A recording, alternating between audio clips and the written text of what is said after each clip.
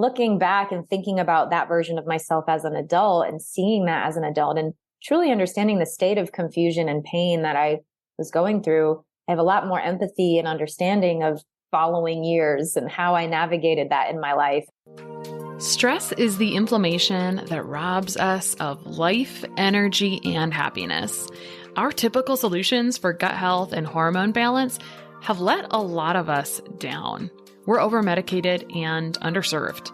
At The Less Stressed Life, we're a community of health-savvy women exploring solutions outside of our traditional Western medicine toolbox and training to raise the bar and change our stories. Each week, our hope is that you leave our sessions inspired to learn, grow, and share these stories to raise the bar in your life and home.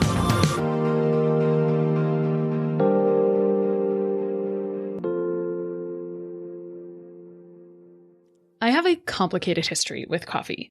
I love it, but sometimes it's made me jittery, anxious, and even worse in my skin because of the mold that can be present in lots of coffee.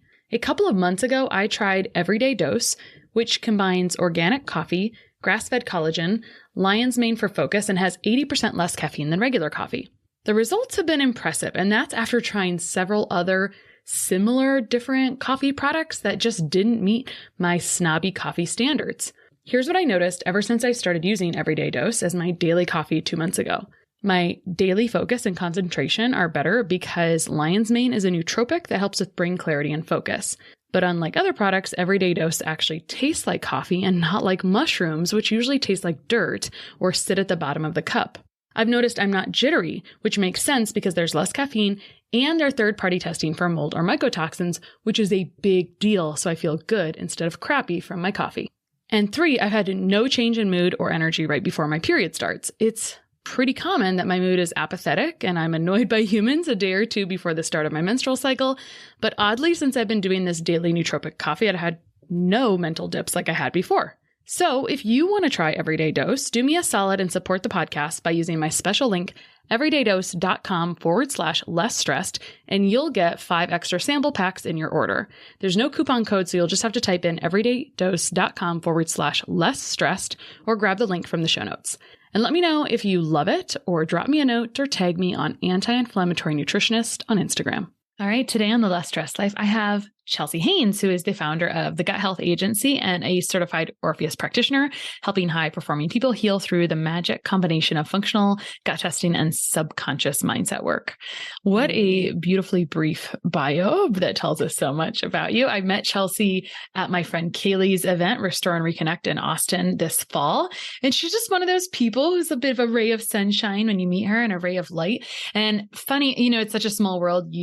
I just know via internet, Dr. Heather Finley, who is someone who's been a bit of a mentor to you in the gut health space, because your background is, I don't think nutrition and gut health stuff technically. I think it's mental health stuff. And I'll let you share a little bit about that, actually. Tell us a little bit about how you kind of got into this work, because I think you're coming from the mental health space, and then we'll jump into all things nervous system. Yes, I love it. Thank you. First off, so much for having me, Christa. Of course, this is always super fun. And I just think it's in the world of information overwhelm, I am trying to pave a new path, especially when it comes to healing and gut health. And I think, of course, most of us on this type of journey are doing what we're doing because of our own personal story. And for me, that pretty much looked like childhood abandonment, the need to become a perfectionist in order to fulfill some very deep wounds and voids, all surrounding around safety, love, and acceptance from a very young age, and not believing I was worthy of any of those things. And then eventually that turning into a autoimmune disease. And the irony of that was, for my entire life, I was always told I was too sensitive. Oh, you need to grow a thicker skin. You need to just be less emotional. And of course, my very literal, very perfectionist tendency, kind of subconscious brain said, okay, I see you and I will raise the bar. And I literally grew thicker skin, and that looked like psoriasis, but later in high school. So my symptoms started early on. And, eventually what led me to specifically gut health was right after college. 2008, 2009, I was just sick and tired of the dermatologist's approach to chronic illness. And I always say this whenever I talk about it with a big disclaimer, and that's to bless that medicine, whatever your journey may be with autoimmune or gut health or whatever it may be, bless that medicine. And, biologics and steroids are all very helpful when it comes to symptom management. And I think for many of us, and probably many of your listeners here, are a little bit tired of the symptom management kind of life. And as much of a blessing as it is, it, I think, nugs at many of us that there's something deeper happening on a root cause level. At least for me, my intuition was just screaming at me, there's got to be something more going on. And back in the early 2000s, when gut health wasn't trending and Instagram wasn't a thing, I sought out a holistic nutritionist, and she put me on a gut healing journey, and it changed my entire life. So that was kind of a quick and easy way, a roundup of, how trauma has played into my personal healing. And then of course, what kind of ultimately led me to do what I'm doing. And I know we'll have an opportunity to dig a little bit deeper into all of it too. Mm-hmm. Well, I always like to look at how many common denominators we all have in our connections and our stories can all be so similar, right? You don't rise from immediate success. You rise from just trying and failing and trying and failing, and then eventually finding the right thing that brings you success. And then it's a mixture of things. I don't think you're just done. Then it's kind of a mixture of how do I maintain? And you spoke eloquently about a lot of emotions, which tells me that, this like air quotes of you've done the work, which we're going to talk about what that looks like, because it's tricky and it kind of comes off. It's like, it doesn't make sense to people, but you brought up, you're like, I had this childhood abandonment. And I think sometimes when people hear that, they're like, well, she must have been homeless or something, right? But it wasn't exactly like that. Like, what did that actually look like? Because sometimes we don't hear a story reflected there. Whereas maybe, I don't know the story exactly, but maybe you were a child of divorce or something, right? Which is something that affects so many people. Yeah, for sure. And, the irony of that was we were almost homeless. Logistically, what it looked like was my dad leaving. Straight up just leaving and moving to Mexico. To this day, I'm not 100% sure why. I think it had to do with tax evasion and also just this inner anarchist that didn't want to follow the rules of society and life. So he moved to a place where he didn't necessarily have to do that anymore. His own journey. And what that looked like for us, my mom, who was 39 years old and now a single mother of 2 young children. I was 12. My brother was 10. She at the time was not working. He was the sole provider, and she ended up having to get a job part-time at our local church, and then eventually worked there for 30 years as the office administrator, but was making now truly below minimum wage. And we lost our home. So the bank came full on black suits knocking on the door, and you have so many days to get out. And of course, from my 12-year-old brain, I had no idea what was actually going on. I actually found a journal recently, just in the last 6 months, going home to my mom's house. I have one bin of stuff under her bed. Yeah, exactly. It's like the bins that never seem to disappear in life. After all these years of being a nomad, I've gotten rid of majority of my bins, but there's still one bin of childhood stuff. And I randomly flipped open this journal and I found one page, and it's so crazy because amongst all of the pages of writing about, I got in a fight with my friend today, and today on the soccer field, this happened. And, all the things that felt really important in my life, there was one sentence that just made me bawl my eyes out just recently. And it said, yeah, so we had to move and everything's really confusing. I don't exactly know what's going on, but overall, everything's okay. And tomorrow I'm going to hang out with Ashley after school. And then I just went on. And to look back at that moment and think, wow, the key word, the takeaway there was confusing. It was a really confusing time. And, I think all of our parents did the best they could with what they had, and they were not equipped with the tools of the work that we're going to have a chance to talk about as we are now. What a blessing. But I think the way that my mom dealt with it was just to keep us safe. And in her mind, what that looked like was to keep us in the dark and to not tell us what was going on until we had to do something like pack what we could fit in the back of a truck and move and leave majority of our belongings and abandon this home, which, driving past it a few months later and seeing all of our stuff in a huge trash bin, because of course somebody bought the house and threw all of the rest of our belongings into the trash. was traumatic. And thinking, wow, that was the whole life that we've lived for, at the time, a decade. I was 10, 11, 12 years old.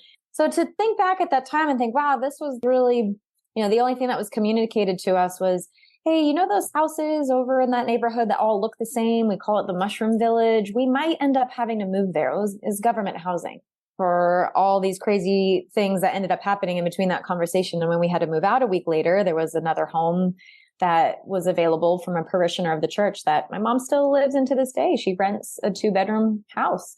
And, I just think back on that time and just thinking about the level of confusion and quote unquote unknown times, and the irony of that phrase in 2020 and all of those old traumas, coming all back up again. And I think it really is testimony to looking at our childhood and realizing that even those memories that may not have seemed super traumatic, like when I think about, I saw my stuff in a huge trash can at the time, I didn't really think anything of it. I felt a little sad, but looking back and thinking about that version of myself as an adult and seeing that as an adult and truly understanding the state of confusion and pain that I was going through, I have a lot more empathy and understanding of the following years and how I navigated that in my life and potentially embarrassing moments that now I look back and almost feel cringe. Not anymore because I've done the work to heal all of that, but for years continued to seek love in all sorts of ways, being sexually active at a young time, becoming a perfectionist, seeking the honor roll student and the captain of all the sports teams and really burning myself out before the age of 17 years old on a very literal sense.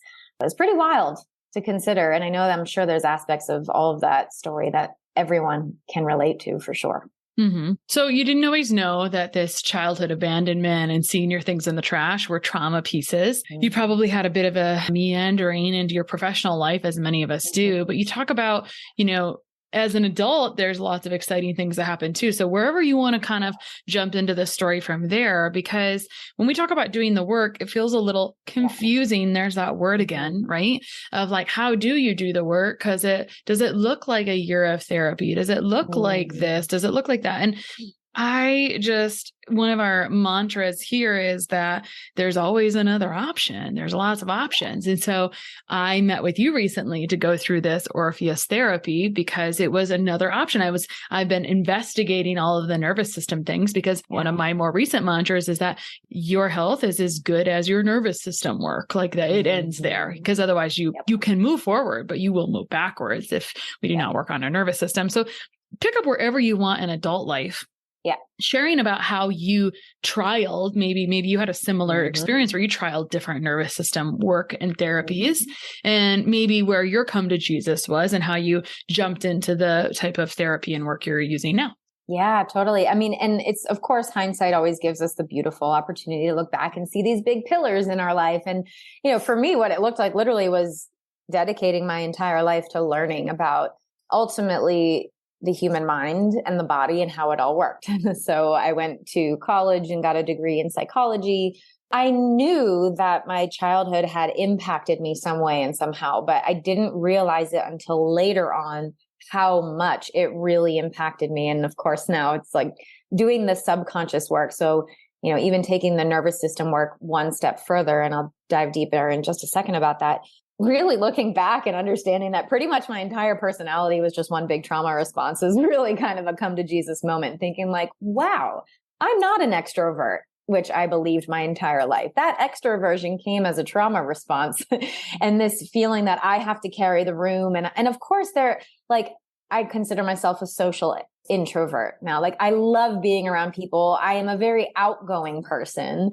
And I love talking, I love socializing, but I really recharge on my own and truly setting up really strong, healthy boundaries to make sure that happens. So, logistically, what the work for me looked like. And I mean, it's been a long journey for me personally. And again, I think we live in this beautiful time and space where there are professionals like ourselves, Christa, that are allowing that journey to look a lot more efficient, a lot shorter. And I think those of us that are emerging in this space that are passionate about bringing this type of work to people is ultimately the goal is to help the healing process and help the work be a lot, at least for me, it's not just easier. I mean, I love an easy button. I'm a projector by human design. I max out at about 4 hours of energy a day. An easy button is what it's always about, but also pleasure and desire and fun. And for me, it involved a lot of unlearning that healing has to be hard. Healing has to require sacrifice, and after college, learning about the human brain and kind of understanding not just my own journey, but also like, why would my dad do some really crappy thing like that? Like, why do people do what they do ultimately? And again, that really comes down to the subconscious mind's trying to keep you safe. That's really what it all comes down to. And that directly affects our nervous system. But my journey then looked like gut health. It was like, okay, I feel like I've got the mind part down, at least in a liberal arts education sense, which to be honest is kind of a little bit of a joke, but that's a whole different story. And that's, my own personal opinion, at least for me. Going into then gut health and exploring gut health. And of course, where I first started in 2009, my thought was, I must have a food sensitivity. I must be allergic to something. There must be something that I'm consuming that's causing my skin to react in this certain way. And the beauty of that was there's truth to that. But of course, the root cause wasn't the food sensitivities. The root cause was leaky gut that was caused from chronic stress over years and years and years of a hyper dysregulated nervous system due to childhood trauma and abandonment. So it's cool to be able to look back and say, oh, now I know what I know and I understand what I do. But without having these pillars in my life of self-healing and learning, I wouldn't be where I'm at. Fast forward years and years, I became a yoga teacher. So that was sort of like the next step on my journey was like, okay, I've got the mind piece. I feel like I've got the body piece. Now I need the soul piece.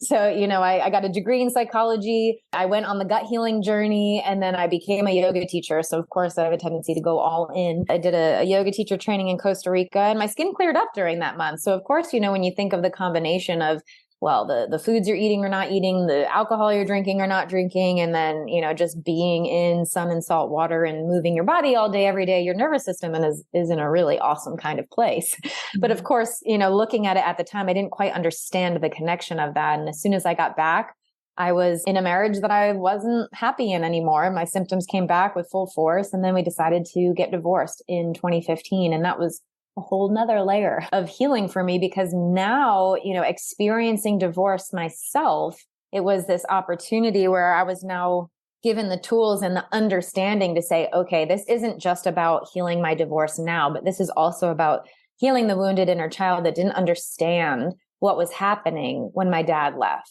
And seeing and understanding the parallels based on the years of education I now had of what I was seeing and feeling and experiencing in 2015 compared to what I was experiencing back in 1995, something like that, right? So that catapulted me again on another self-discovery. And as in true Chelsea Haines fashion, I don't do anything half-assed. So I sold all my belongings. I quit my job. I got all of my classes covered. I was teaching yoga full time and I decided to become a yoga teacher on super yachts and a nomad and went on this like minimalist journey. I thought I need to become a minimalist. I need to just let go of everything in my life to go like the real yogic route. And holy moly. I mean, I don't know if you really want to do some self-reflection, it's like working at a restaurant and never being able to go home or being in a fraternity or a sorority and that being your entire life. It's like there's really, every mirror to yourself, you are just plopped right in the middle of it. So thinking back at that time, I thought, wow, that's pretty wild. But, of course, like I'm really fast forwarding through the story because I think ultimately then what led me to the next step was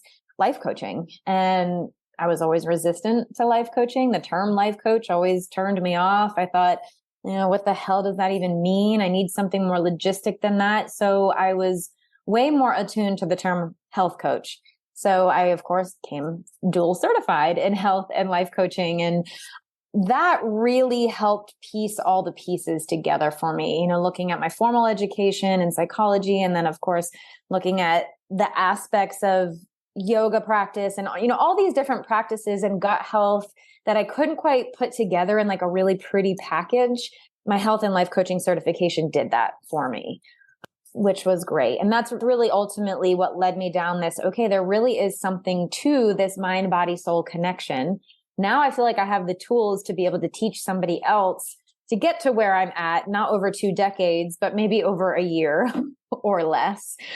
And then the final come to Jesus moment. And it was kind of an open-ended question. So I hope this ultimately is landing, where we are today in 2020.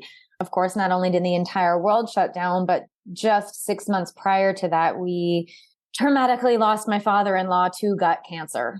So, the irony of that was, I've been studying gut health for a long time. I'd done extended courses with Dr. Heather Finley. I did Gut Practitioner. I've deep dived into understanding the functions of gut health. And then here's my father-in-law with a big tumor in his stomach. And 90 days later, he passed. And the traumatic piece of that wasn't even so much just, of course, the awful situation of losing a loved one to cancer so quickly, but then also the repercussions of people who didn't know how to deal with grief. Extended family who projected their grief onto my husband and I as his only son and his wife, and just the judgment and the pain that we felt from people who didn't have the tools to do the work, people who didn't understand that what they may be experiencing was deep grief and that their opinions aren't helpful. They're just hurtful. So, the work at that point all came to a head for me, the late 2020.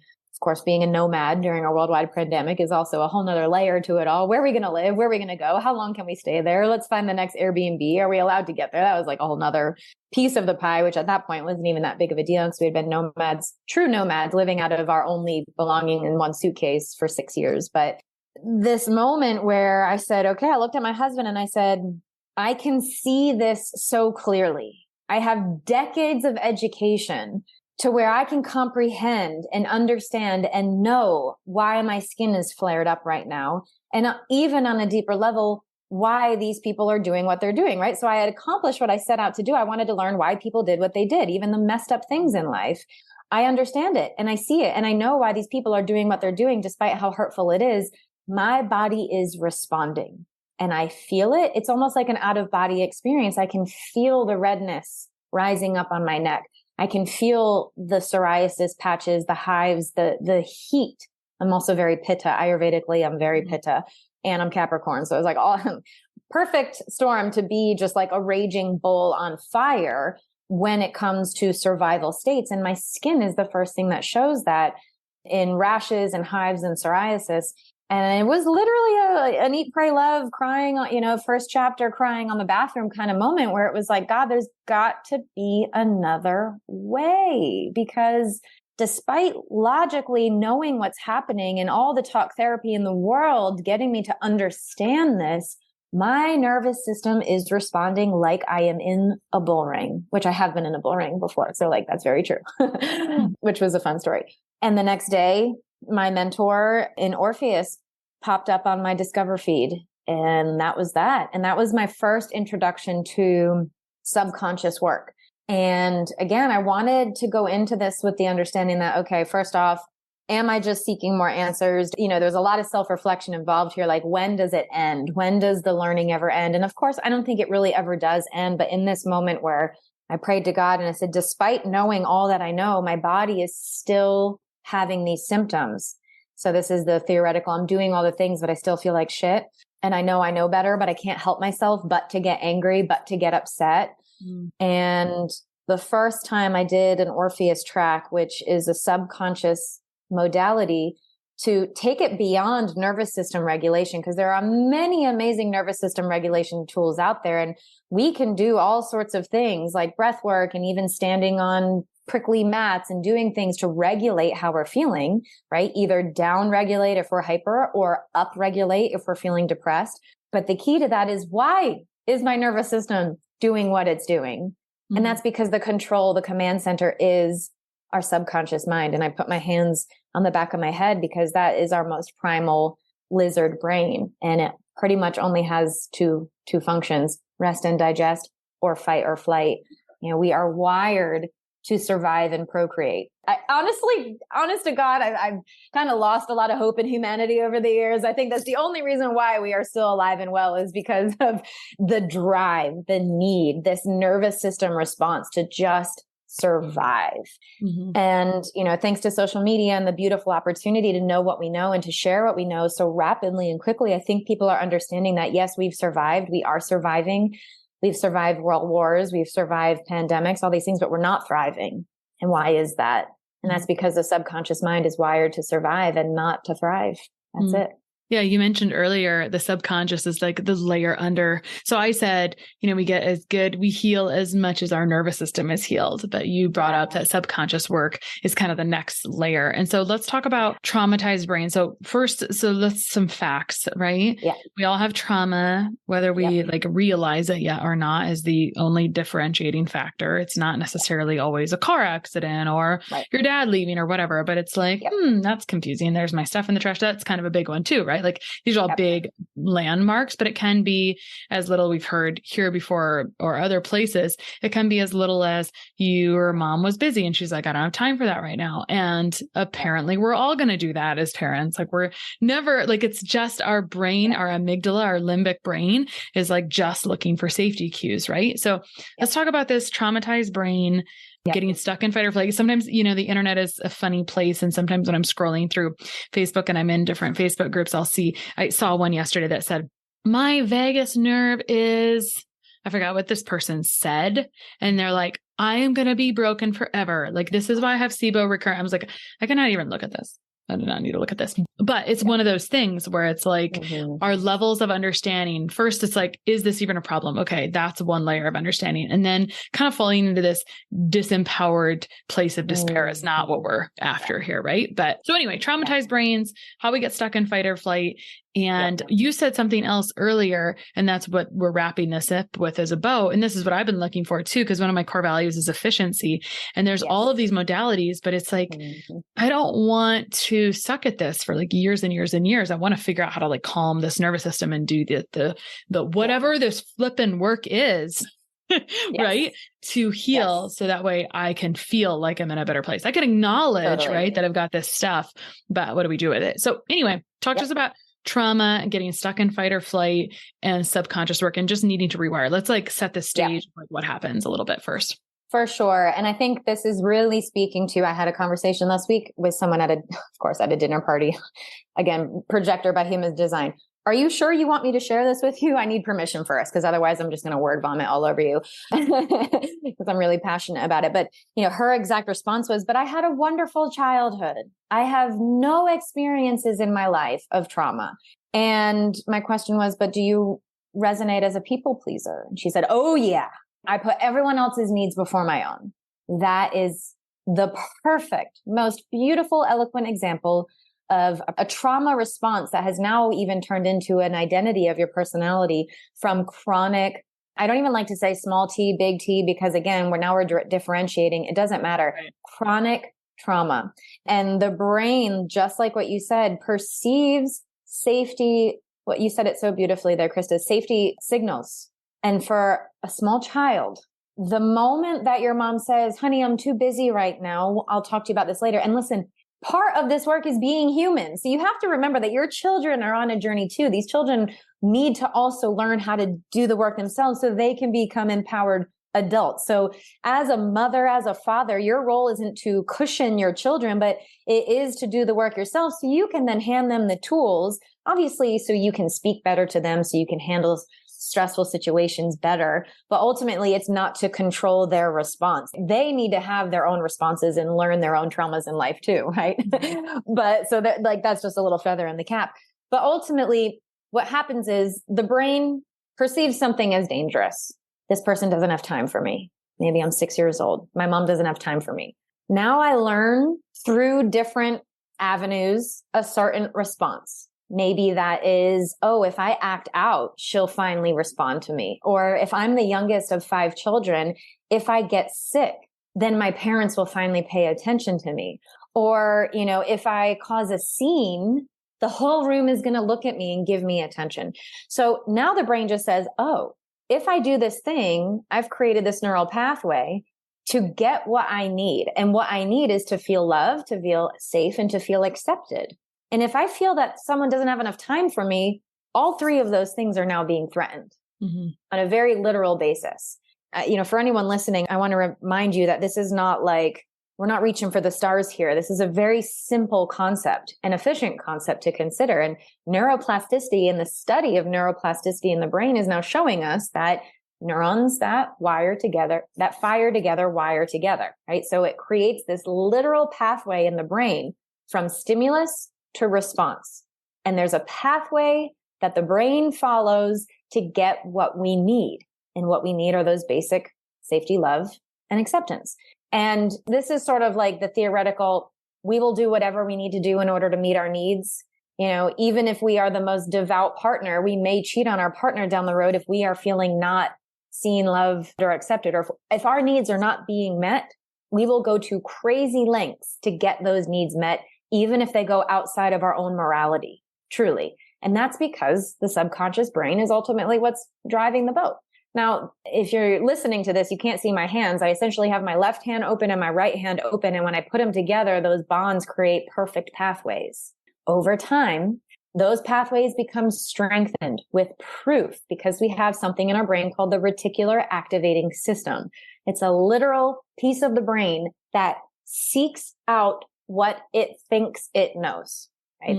Yeah. The very old example, when you buy a car, now you see them on the road all over the place. Right? Mm-hmm.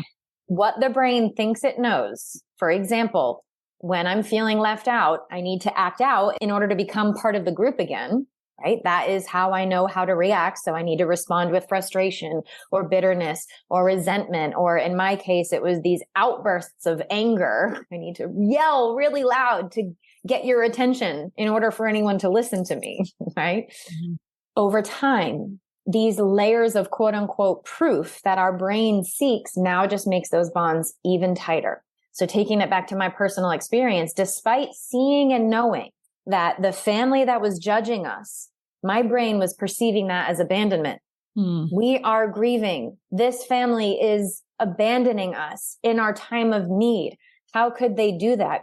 I didn't even ask the question, how could they do that? Because again, my decades of education told me they're doing that because they're projecting their grief. Like it's a very clear-cut answer.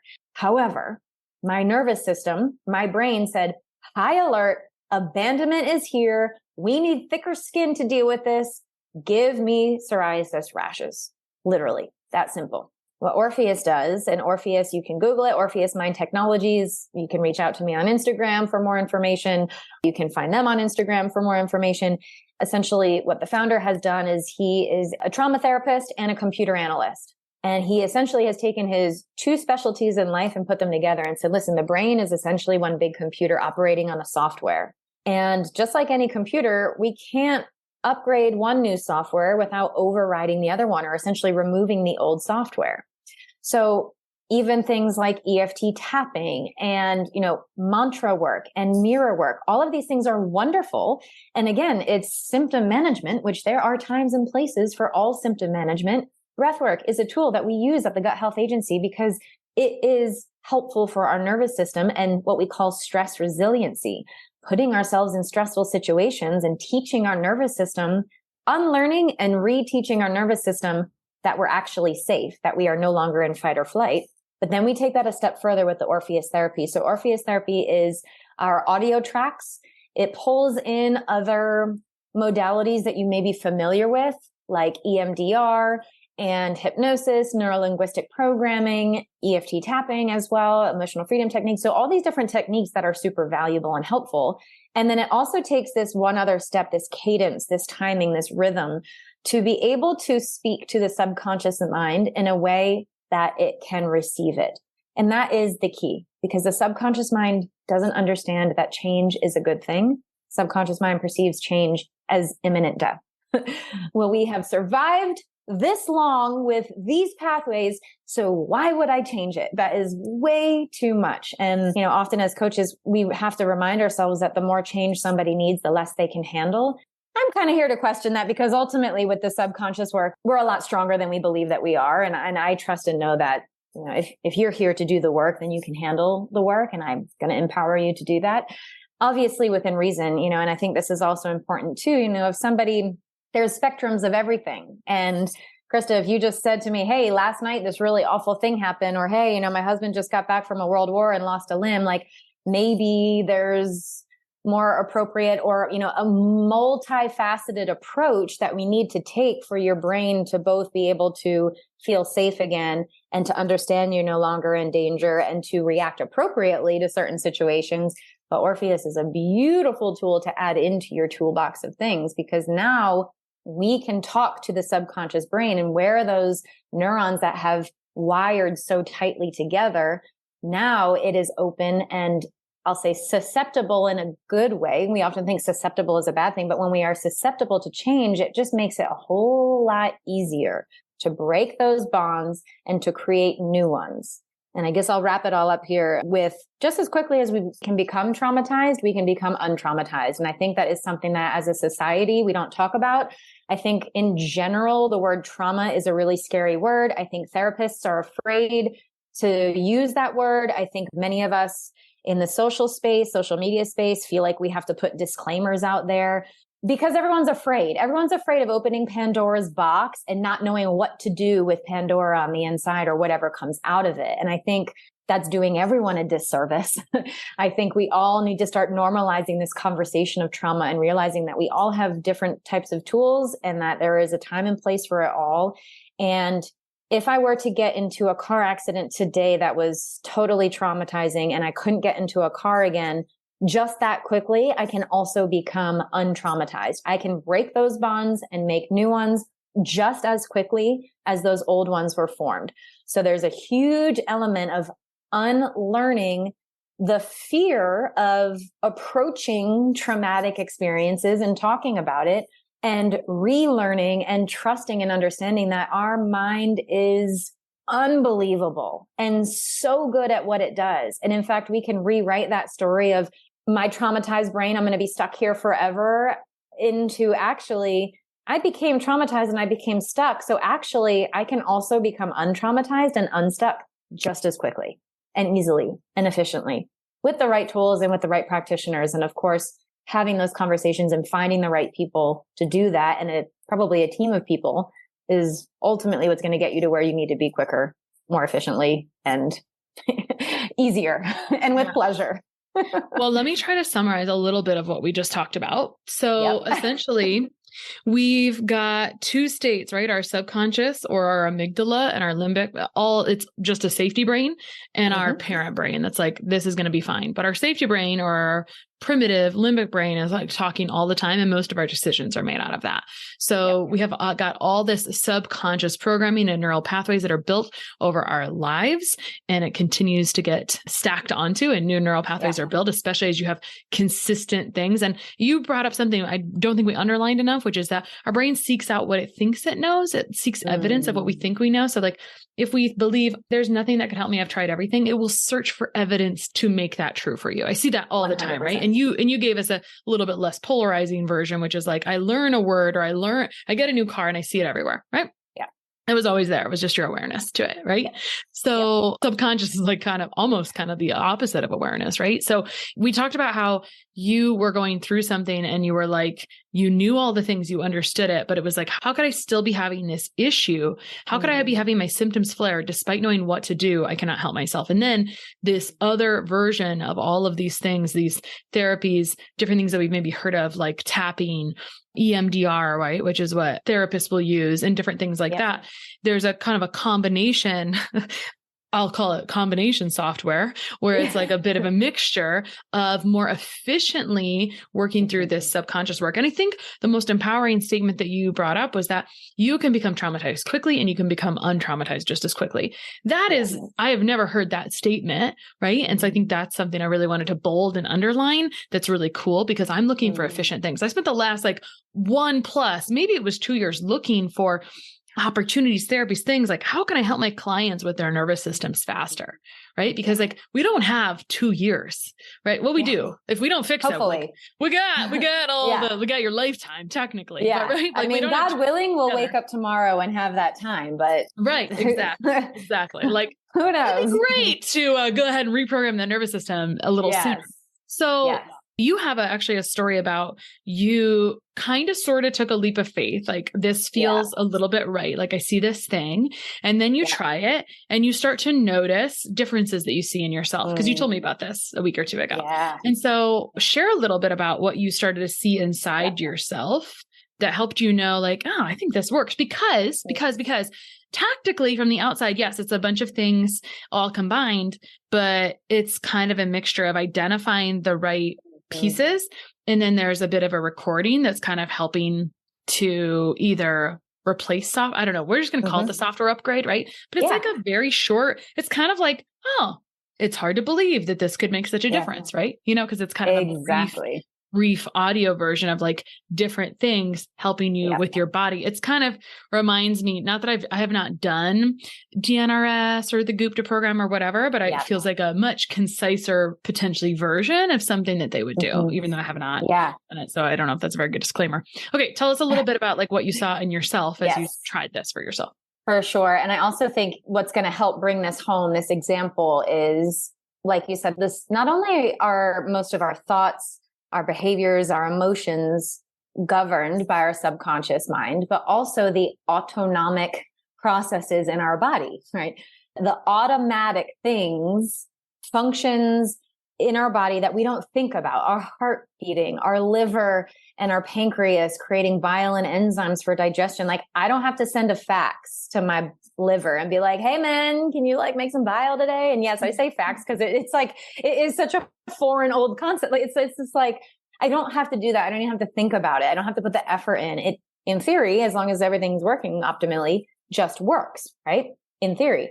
But that's what the subconscious mind controls. The subconscious mind is essentially the one sending the faxes down to the liver, down to the stomach saying, hey, produce stomach acid right now, or don't produce some stomach acid right now. We have like, if you picture the command center in the subconscious mind, there's a captain that's saying, right now, we got to prioritize blood flow to the heart. We got to decrease energy that's going to the digestive system and increase energy to everything else that's going to allow you to fight. We need adrenaline. We need cortisol. We need blood flow to the core. We need an increased heart rate. All those things are going to give us power to fight or flight. It's literally an on-off switch. So I think that's really important to remember too, that it's not just our thoughts. So taking it literally, truly, and looking at those nervous system, the central nervous system pathways, literally the map in our body that's controlling and talking to these different organs of the body, it's directly related to symptoms. So the example that really had me hit home truly was, the way that my mom dealt with abandonment was to numb herself. And my mom and I are extremely close and so much love and respect there. And as a young child, seeing my mom turn to alcohol most days to help soothe her intense grief and anxiety and suffering essentially turned into daily chronic feelings of abandonment. So not only was there just like this one big piece, but then it was also turned into this chronic feeling all the time. So as an adult, of course, spending time with my mom and, after losing my father-in-law so drastically, of course, you hit a certain age and you start to really appreciate and understand and realize what limited time you have on this earth. So I kept coming back to this like, man, I just want to spend time with my mom and appreciate the time that we have together. And for years, every time we got together and we would hang out and she would get drunk, I would be so triggered. I would be so upset. Like to a point where I struggled to even be in the same room as her. And this had nothing to do with my love for her. If anything, it was the opposite. I love you so much. I want to be with you and love you as who you are, because I know that it's a me problem that I'm projecting on you because of the years of education that I have. If I can't do that, that's a me problem. It's not a you problem. So I dive into this work. The first short-term example was I no longer was triggered by the family that was triggering us after, I shared with you, we lost our father-in-law. The family was projecting all these things.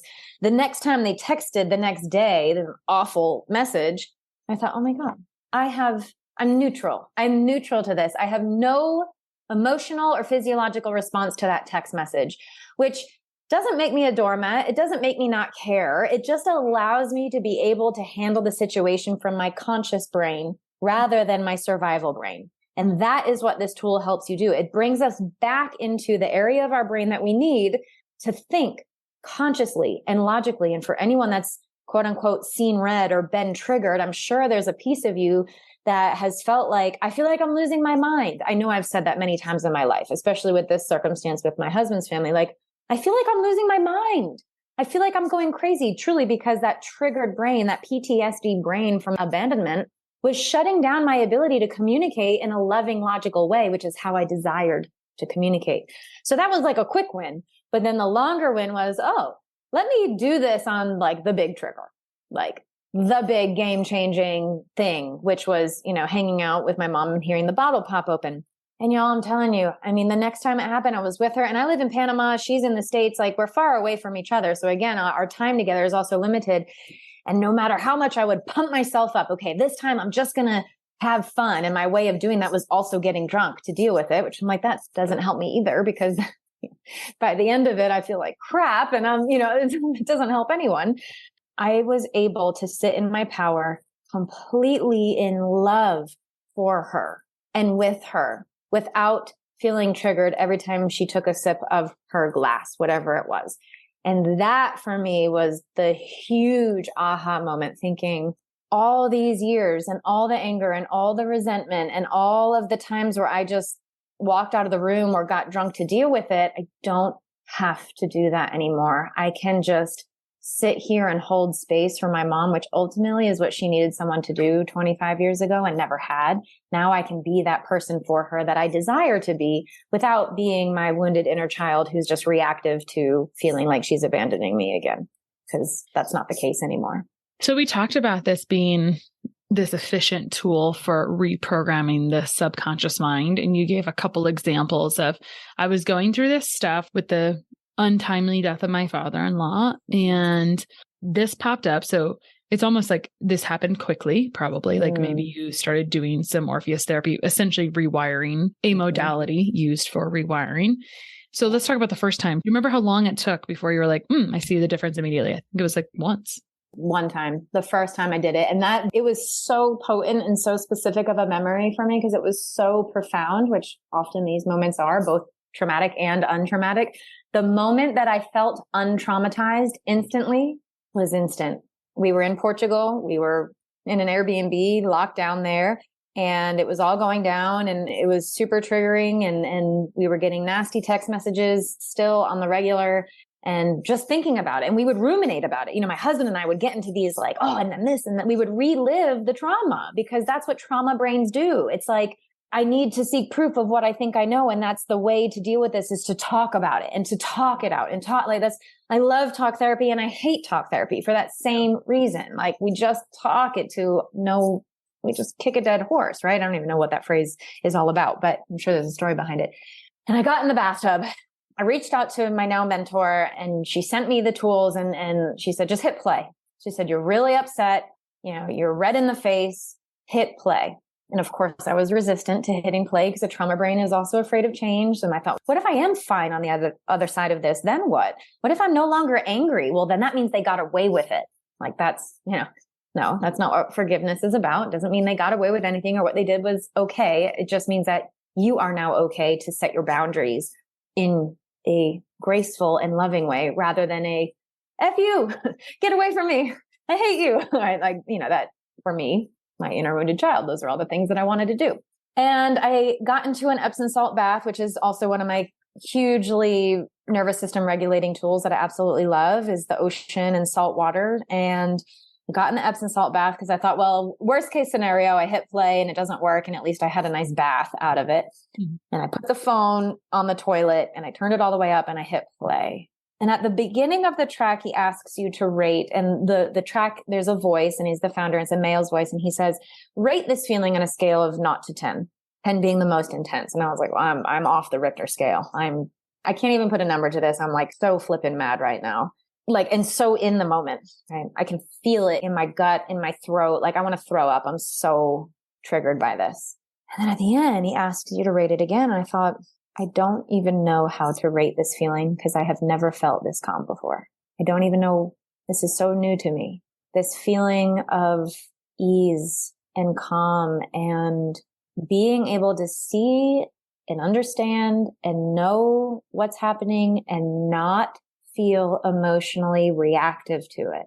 said, I guess I got to give it some kind of number. I guess I'll give it a 2 or 3 just because I feel like I have to give it something, because giving it nothing would be weird. Mm-hmm. It'd be like such a win to the other side of my brain. Yeah. I'm doing someone a disservice if I don't give credit to all of that anger that I held on to for so long. And then of course I did another track and I was like, well, that's stupid. I'm just going to give it a 0 now, because it truly, like holding on to the anger, giving it credit because you feel loyal to your feelings. That's a huge, big theme in most people's lives. I feel loyal to this anger. I can't just let it go. I didn't even know, and this is often the first time I do this with clients who are new to this kind of work. It's like the feeling of being at ease is so unfamiliar that I don't even know what number to give it. I don't even know what number to give it. It was that profound. It was that shift. And I remember going to bed that night with like just this feeling of finally, I feel like a missing link has been found. And now please, like, don't hear me wrong here. Do I feel like on one hand, do I have all the answers? Of course not. And of course, everyone's journey is going to be different. And that's obviously, I think, a disclaimer that I don't even really need to say, but I do need to say. But at the same time, from the evidence that I have seen in myself and in my clients, and of course, even from my mentors and the years of studies that they have done and the shifts that I see 100% of the time, at least in my practice and in the practice in others. And there's not many that I can say that 100% of the time, something shifts, even if it's just 1%. I can say that at least in my experience, I have seen this 100% of the time so far. And I wouldn't lie about that.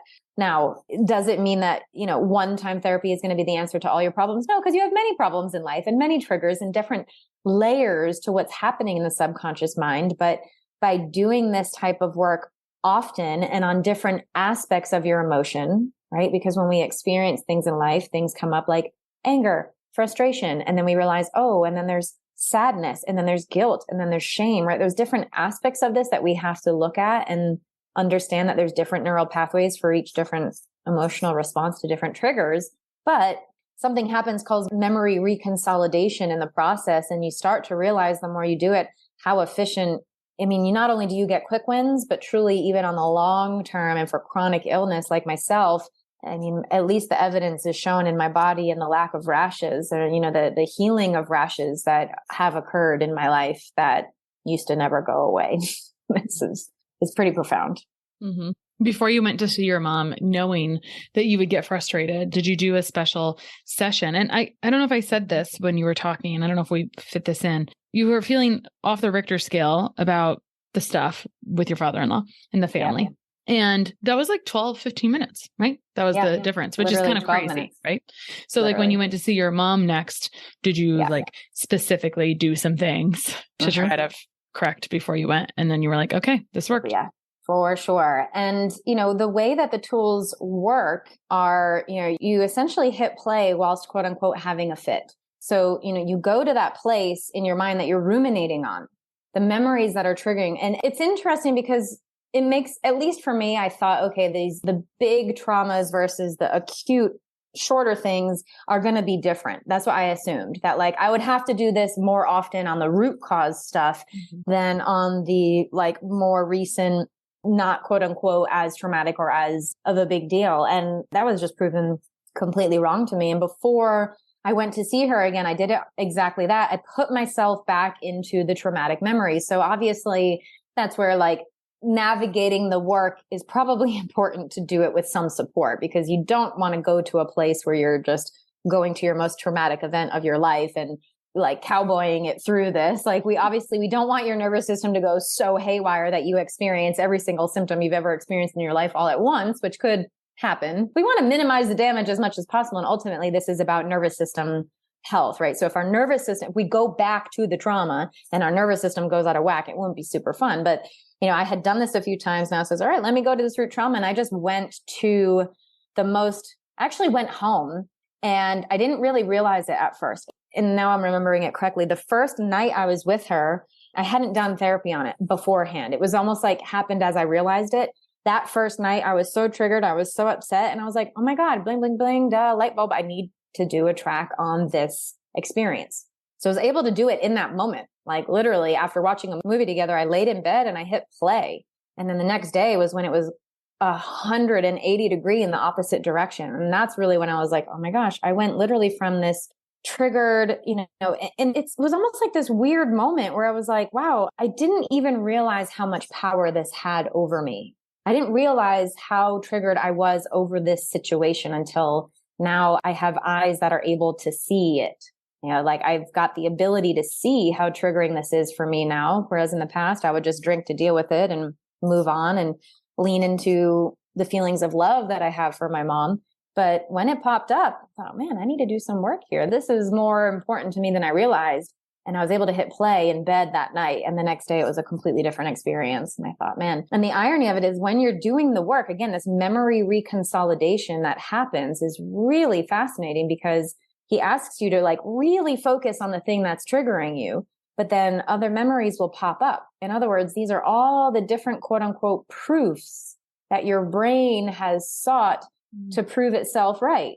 So all the other times that I was triggered as an adolescent and a child, where at the time I just brushed it off, I didn't think this is that big of a deal, but here I am now doing this work and all these quote unquote random memories are popping up in my mind. And then I realized, oh my God, my brain perceived all those moments as trauma. Wow.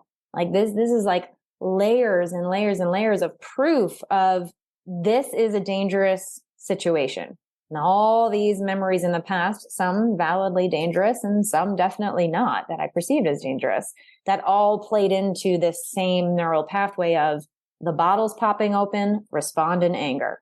That is literally what it came down to, which was wild that just that quickly as well, I was able to no longer feel that. Yeah. I mean, makes us excited, right? Oh, yeah. Yeah. Tell me about it. So I have one last question before we kind of talk about where people can find out more about like this particular modality, which is kind of would be potentially important for us to discuss. Right. Yes. But the other thing that comes up for people a lot, and the reason I thought of it was because you mentioned your now husband, you guys would ruminate about like these kind of toxic family members with his father-in-law's death. And so in a relationship, that's part of the trauma triggering, like that happens in like, if we're living out our traumas of our history, that kind of starts to manifest in our current relationships, of course. Right. And so it comes up a lot. People will say, well, what if my so-and-so is not on board with blah, blah, blah, or whatever. So, and that we don't have to have the right answer to that, but maybe from your perspective of where things have landed for you guys, is this something that your own partner has started to do as well? 100%. And so first and foremost, just want to say that the beauty about doing quote unquote the work, right? In other words, any kind of self-reflection, any kind of self-development is the work. You can Google how to do the work. I think Dr. Pedra I'm not sure if I'm pronouncing her name right. She's got a great book. I mean, there's a lot of different avenues that you can do to do the work. Of course, like you said, this is just one modality, and your partner may or may not be interested in doing the work too. But the beauty about doing the work yourself is that you positively affect everybody else in your life. And my husband saw the profound difference that it had in me. And because of that, he was willing to do a click track, a track, an audio track, a 12-minute track. I said, because he was like really, I mean, first off, he was deep in grief losing his dad. And then the extension of that, he said, I'll try anything, hit play. And it made a big difference in his ability to shift away from reliving that trauma. But ultimately, the work itself, well, if you are feeling triggered by your partner not wanting to do the work, we can do a track on that. Because at the end of the day, and this is something that's been a huge theme for everyone, all of my clients this past week is, I'd say, well, you've talked about this scenario. We're kind of ruminating on it. Let's take a step back from it. I want to ask you, what do you want out of this situation? So far, 100% of the time, without them realizing it, the answer is, I want them to change in so many different words, and not in those words, right? If anything, it's, well, I just want that person to apologize, or I just want that person to respond to me, or I just want that person to do something different than what they're doing. And ultimately, that's wanting somebody else to change. And when we realize that we can't make anybody else change, and we can't control anybody else in our lives, our kids, our parents, our partner, whoever it is, there's nothing that we can do to control them, which then triggers this, I have no control of my life, which triggers the series of autonomic responses of stress and fear. Right? What we can control, and pretty much the only thing we can control, and I'm sure you've seen all the quotes online about this, is our reaction to what those people are doing in life. and then what we do about it. So what that specifically and logistically may look like between you and your partner, for example, is, okay, my partner does something that pisses me off, whether it's reasonable or not, right? They leave their socks where they're not supposed to, or something more intense, right? I can't change them. I've asked them 100 times to not leave their socks in the middle of the room, right? They're not changing it. And me getting upset about it and nagging them about it, quote unquote, is only making the situation worse. The only thing I can do is change my reaction to the kids leaving the toys or my husband leaving his socks in the middle of the room, right? Does that mean you're going to be okay with it? No. Does it mean that you're going to be able to handle the situation with more love and grace, which I know you desire to do? Yes. And what it also does is, now that when you see the socks or when you see the toys, or when you step on the toys or stub your toe with the thing in the middle of the room, you're not going to explode like, a volcano waiting to erupt. You're going to be able to say, okay, there's that thing again. How do I want to handle this? What boundaries do I need to implement? What do I need to communicate to the people that I love? And how can I do that in a way that they are going to be able to receive it? It's a huge key distinction, because if you're communicating to your partner in a way that they're receiving it as nagging, all of your efforts are going to fall short. But if you are not triggered, if you are no longer emotionally responsive to this thing that is a fact, it's annoying you, you believe it's rude, that doesn't change. But what does change is your emotional response to it. It now puts you back in power. It puts you back in the driver's seat. It puts you back in the place of compassion and love and comprehension, which turns off when we're triggered, and understanding, okay, this is what has worked. This is what hasn't worked. This is the action step that I know I need to take. And this is how I need to do it, because I understand in my very smart brain that that person will receive what I have to say if I approach it differently. Game changer, game changer. Forgiveness isn't about making it right. It's about making you free from the pain and more in your power to change it moving forward. Yeah, I'm glad I asked that question. Me too. So I feel like we're just kind of getting into the meat of how this works and how this can be transformational, but hopefully in the stories today, people have seen themselves. Chelsea, 1, where can people find you online? 2, where can people learn more about doing Orpheus therapy as a modality for their subconscious nervous system? Great question. Find me on Instagram, Your Gutsy Gal. I have a free masterclass, which the timing of it going live will probably be premature to when this podcast launches, but the replay will be available. I haven't figured out the logistics of that, but I'm sure there'll be a link that you can opt into and receive the free masterclass, which is going to deep dive more specifically into if you want to learn more about the nitty-gritty science, again, of what we even talked about today and the neural pathways of the subconscious mind and nervous system, I can share with you the link to the replay of the masterclass. But ultimately, I am on Instagram all day, every day. Your Gutsy Gal. That is my main way of loving and connecting with all of you as people. I have a membership that is, as of right now, January 2023, it's $50 a month. We go live together once a month to do group therapy together.